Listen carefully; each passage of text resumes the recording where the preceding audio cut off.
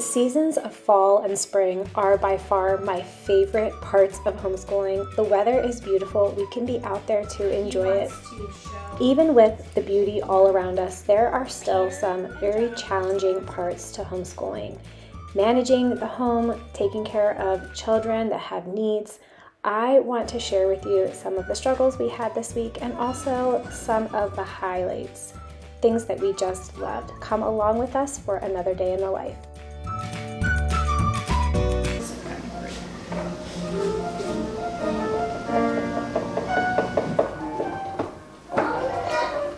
Okay, so there were twice as many boys as there were girls. So you're going to draw a line like this, and then half of one, this is boys and this is girls. And then together they make 1,650. All right, so how many parts is that? 1, 2, 3. So you can take 1,650 and divide it into 3 parts. 1,650 divided into 3 parts, and that will give you each of these parts. How many boys were there in the parade? Then you would take 2 of those parts. Does that make sense? Okay.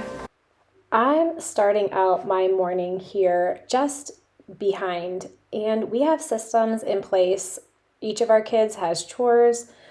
I have a whole plan of how things are supposed to run, but some days it just seems like for all the planning and all the hard work that we do, there can just be setbacks, and it can be hard to sometimes rein everything back in and still have some order.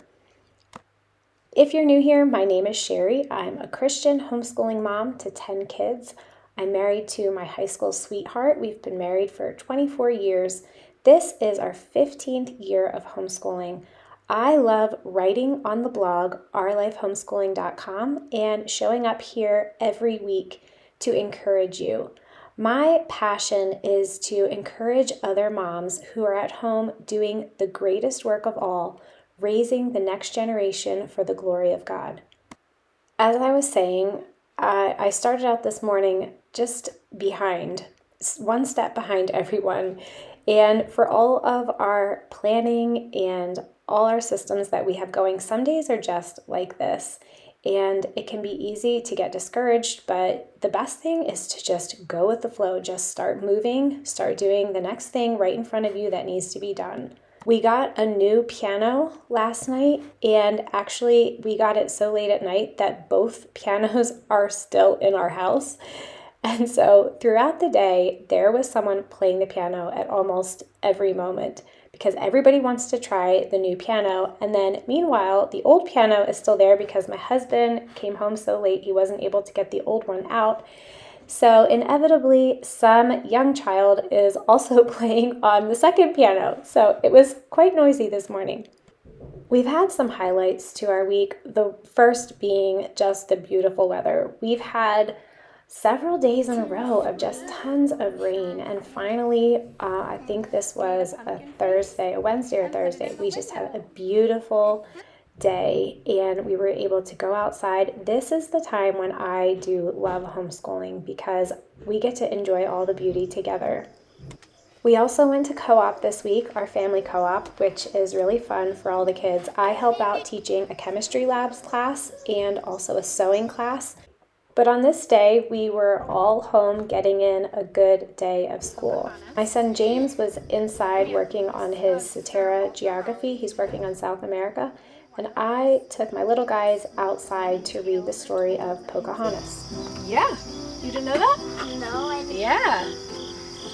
One day, when Smith was in the woods, some Indians came upon him and made him their prisoner lie down with his head on it. Then, 2 tall Indians.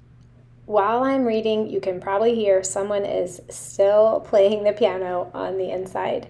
Sometimes we have to just tell people, okay, we need a break from the piano. We just need to have some quiet. There you can see the other piano that's still in the room that my husband is going to move out as soon as he gets back home.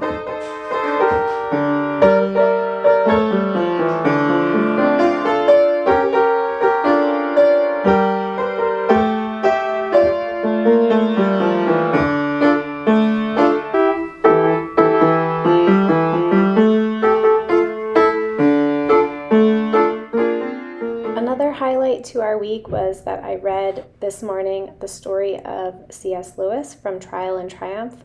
Every Friday I read a Christian hero instead of our Bible reading, so that was really fun. We started a new hymn for the month of October. We're doing Near the Cross, and we also started a new folk song, which is Early One Morning. I'm trying to be better this year at doing folk songs with my kids, and I'm really laid back about it. Just make a playlist and we go from there. Hey, yo, Willie, up there. Woo-hoo! Woo-hoo!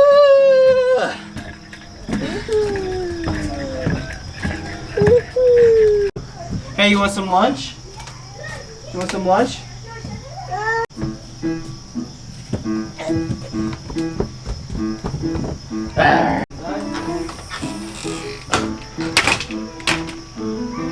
Do mommy make you a snack?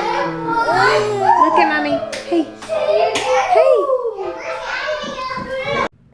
There are so many things I love about homeschooling. I love that my kids are growing up together. The siblings are really close. I love that I get so much one-on-one time with my kids. I love that we can enjoy these fall days and be outside as much as possible.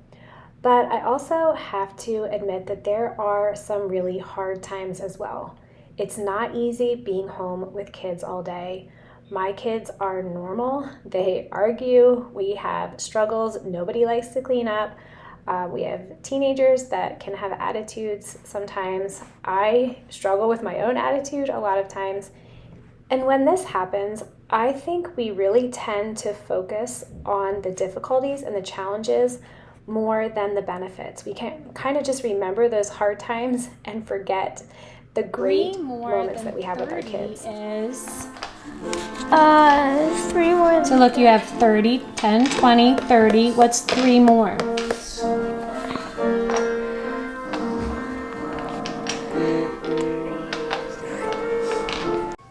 I had a day kind of like that this week. It was a day where I just felt so behind and like I just couldn't pull everything together, and everything just seemed kind of chaotic and a mess.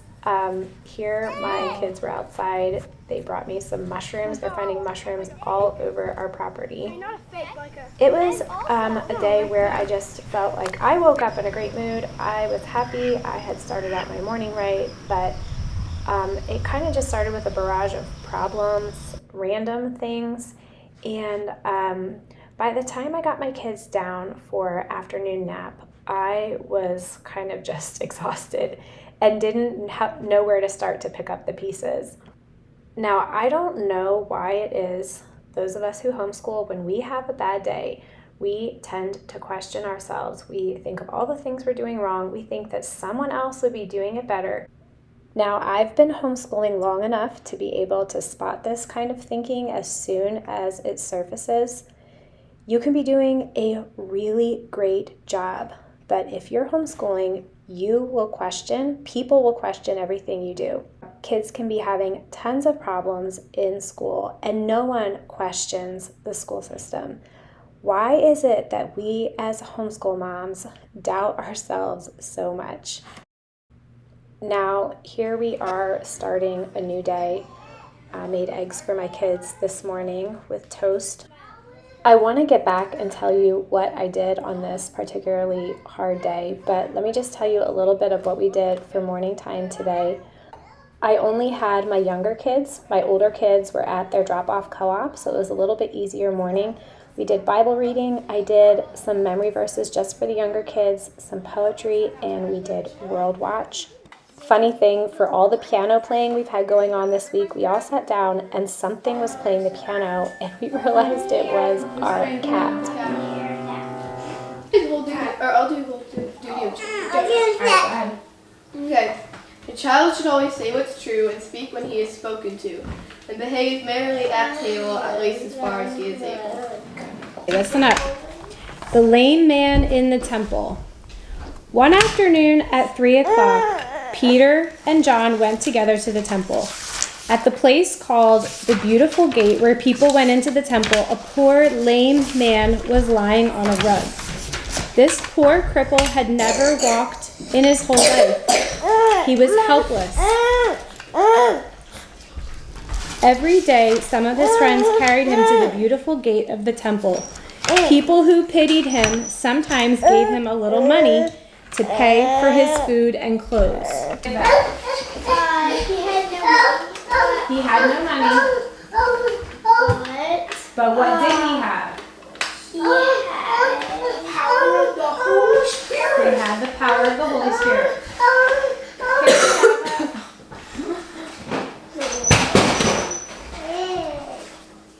When Peter saw the crowd gathering, he said in a voice loud enough to be heard by all, "Why do you look at us as if we had cured this man by our own power? In this man, God has glorified his servant Jesus. You brought Jesus to Pilate and would not permit Pilate to let Jesus go. You asked the governor to give you a murderer instead. You killed the Prince of Life." Why do they call Jesus the Prince of Life? Lots of people in Jerusalem who had been baptized in his name, not even 2 months after Jesus had gone to heaven. The morning after Peter and John were thrown into prison, the chiefs gathered their friends, rulers, elders, scribes, Augustine converts to Christianity. You've already done this card, right? So I'm just going to read to you about it and see if there's anything more that you can tell me about. Augustine's devout mother was concerned about his wild life as a student and young professor.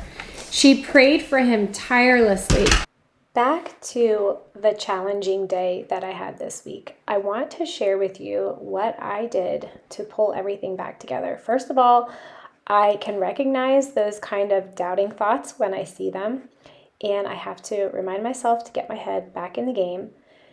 And then secondly, when I got my 2 little ones down for nap time, I sat at the table and I brought my kids to me one by one and went through their checklist and just sat down, looked over everything, looked over their copywork, sat down and made sure that they're checking their math, checking to see if they had any difficulty with any subjects that morning. Just sitting down one by one until I got through each of them. It didn't take a lot of time. But just that short check-in helped us just pull everything together, helped me know where they were at, what we need to work on. This is Beethoven's 5th Symphony I've been playing on YouTube. This is the composer that we're studying, and the fun thing about him, I love the Opal Wheeler books. I'm reading the Opal Wheeler book we have on Beethoven. It's just a short biography of his life. All my kids are here for this in morning time, and they all really like it. I get so inspired to read about real people, and in the back they have some of his music. Now this day was really beautiful. This is the one that the weather just turned sunny, so we decided to get out of the house and we took a trip to our local library, and then we went to a park afterwards.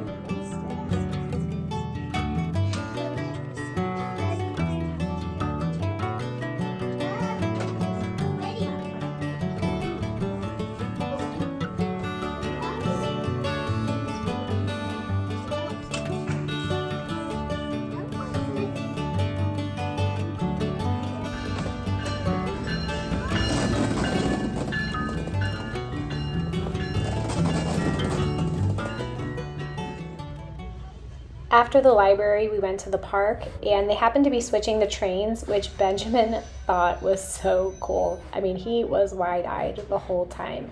This was a beautiful day. Taking the kids out here, there were ducks in the little creek here, and we just really enjoyed being out together, the fresh air, and just so many pretty things to see. The kids loved playing together. It was a time when I could just let my hair down, relax, and enjoy being with the kids. So in spite of the really hard day I did have this week, this is what I want to remember, and I hope you can do the same. Remember the good times, and maybe it helps to just write it down so that when you have that really hard day, or when you feel like things are chaotic and just everything fell apart and didn't go well, or you just think that you're not doing the greatest job, remember, write down these moments and remember them, and then just move forward. Just start wherever you are, make a different plan, make a better plan for what you're gonna change and how you're gonna fix things, and just take one child at a time and move forward.